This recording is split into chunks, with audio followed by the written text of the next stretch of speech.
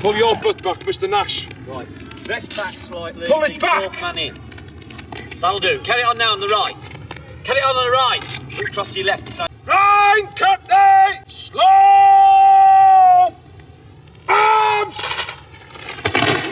Hello and good evening and a very warm welcome to my YouTube. My name's Chris and this evening I'm taking a look at national service. National service was a standardised form of peacetime conscription. In 1947 it was announced that all able-bodied men between the ages of 18 and 30 were to be called up, and this was quickly changed to all 17 to 21-year-olds, and the conscripts initially served 18 months, but in 1950, during the Korean War, this was increased to 2 years. The new conscript, after attending a medical and joining up, all of the conscripts had 6 weeks of basic training, during which time they got used to military life. Once enlisted and inside camp, national servicemen were issued with their equipment, their uniform, which often didn't fit and was often of a lower quality than the regular soldiers wore. Conscripts were knocked into shape by sergeants under pressure to train them in as short as time as possible. Now there was an occasion when Private Gordon Kell, Royal Army Medical Corps, 1952 to 1954, remarked, "My battle dress blouse fitted me perfectly, so the quartermaster sergeant apologised and assured me it didn't usually happen that way." Although the British government at the end of the Second World War demobbed many of the military personnel, Of an apprenticeship. They But quickly- now his time has come. Hello, John. What are you looking so happy about? Got notice from a medical, that's what. Going up next week. Not to worry. So have I, and I'm married. Even that doesn't get me off. What does Mary think about it? Not too keen, of course. You've got to do it, so you may as well get something out of it. Well, come on, lads. It's time we were on shift. now, they quickly realised that even though the Second World War had concluded, it did not bring an end to the British military commitments abroad. Britain still needed to maintain her diminishing empire, occupy post-war Germany, Japan, and re-establish an influence in the world, particularly in the Middle East. The Cold War between the Communist Soviet Union and the capitalist United States placed demands on British manpower, and Indian independence in 1947 meant that Britain could no longer have the use of a huge Indian army at its disposal. To solve this manpower shortage and meet new post-war challenges, wartime conscription was extended into an obligatory period of national service for men of a military age. Now, as a matter of interest, I shall be reading a little bit from the infantry training. This is the National Serviceman's Handbook. And a point of interest is that the information given in this document is not to be communicated either directly or indirectly to the press or to any persons not authorised to receive it. It was published by the War Office. Now we're going to hear from Brian Sewell, and he graduated from Art College in 1957 and worked at Christie's Auction House. He completed his national service as a commissioned officer in the Royal Army Service Corps, and he was a close friend of Anthony Blunt. And here he speaks of his experience during his time with national service. Well, national service was in my day for 2 years, 2 full years. And I think I went down to Aldershot, which was a kind of mustering station, on the 7th of September 1952. I'd taken the precaution of going to have my hair cut before we went, and so it was fairly short. I had taken the precaution of not carrying my violin with me. My stepfather was quite certain that would be a terrible mistake. So I took his advice. And got out of the train at Aldershot with a lot of other boys. And we were gathered at outside the railway station and bundled into trucks.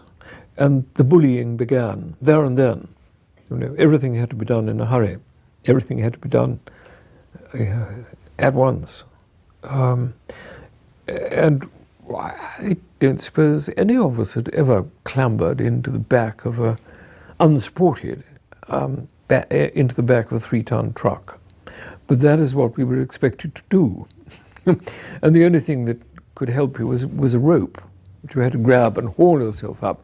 But it meant that your very first day there, you barked your shins and your knees, and everything is hard and cruel and uncomfortable. Then you got marched into a place where you had to take all your clothes off, you had to be looked at stark naked, and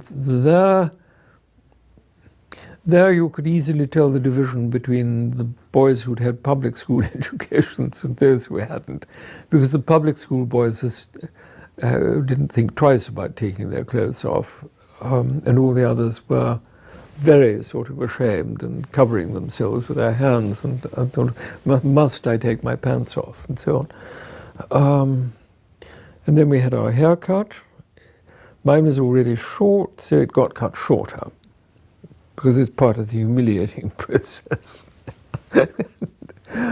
And then we very quickly realized that we had no will of our own, we had no purpose of our own.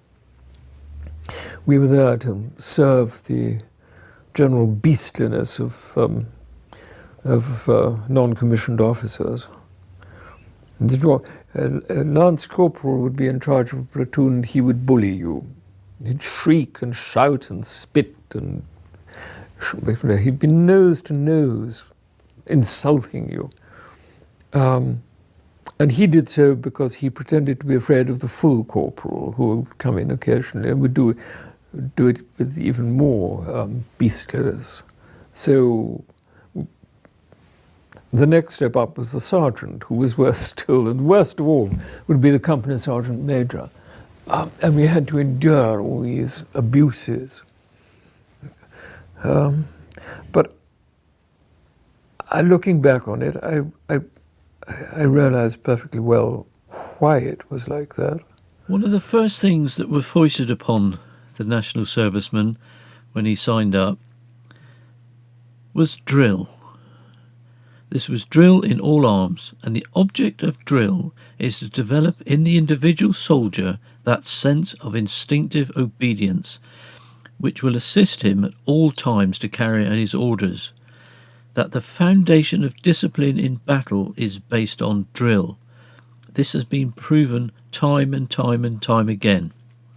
Good drill, well rehearsed, closely supervised, and demanding the highest precision, is an exercise in obedience and alertness.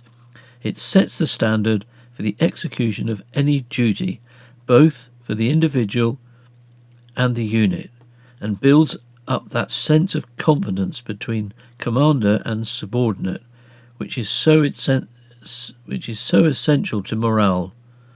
Interesting point of this marching drill: with the marching in single file, 3s or 6s, the inner man will wheel on the circumference of a circle 4 feet in diameter and will change direction through 90 degrees. The speed of the wheel is governed by the ability of the outside man to keep pace by stepping out. The man on the inner flank will glance outwards from the corner of his eye and will shorten his pace accordingly. 2 has commenced, the 8 weeks of corps training. The men are split up according to their aptitudes as gunners, signaller loaders and drivers. Among the NCO instructors are many veterans of World War II and of Korea, able to back up their teaching with actual battle experience. In a full-sized instructional turret, John learns the elements of gunnery under the watchful eye of a sergeant instructor. Loaded! Sabo action, Travis right. Steady on. 1,000. Tank. 1,000. Up. On by now.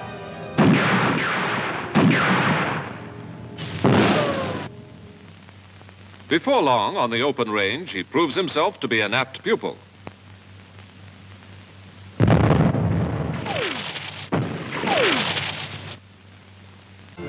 Maintenance in the field is of the greatest importance. And very soon, John and his pals are fitting tracks weighing 2 tons apiece with the ease of veterans.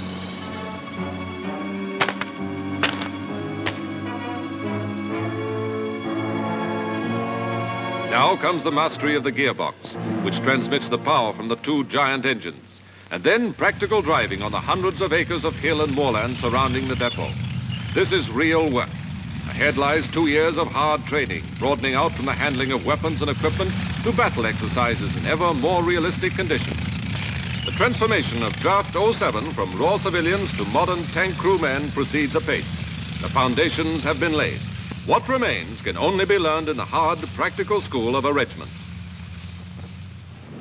Down here in South Devon, we had RAF Hope Cove, the radar station.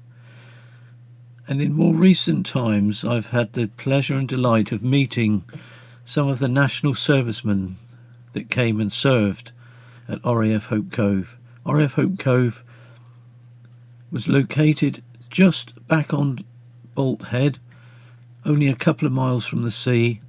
The domestic camp was in Marlborough village. The national servicemen used to arrive there by coach or lorry from Kingsbridge railway station. A review of Britain's defence resources in 1957 meant that large armies now were seen as less effective compared to modern weapons. The need for ongoing conscription was reassessed, and from 1957 national service was drastically reduced until the final intake of men in 1960. On the 16th of May 1963, Richard Vaughan became the last national serviceman to be formally demobilised. I really hope you enjoyed this short film about national service. Fortunately, I was a little bit too young to take part, but in any event, I hope you found it of some interest, and I really look forward to seeing you on the next film. Take the greatest of care. All the very best. Cheers for now.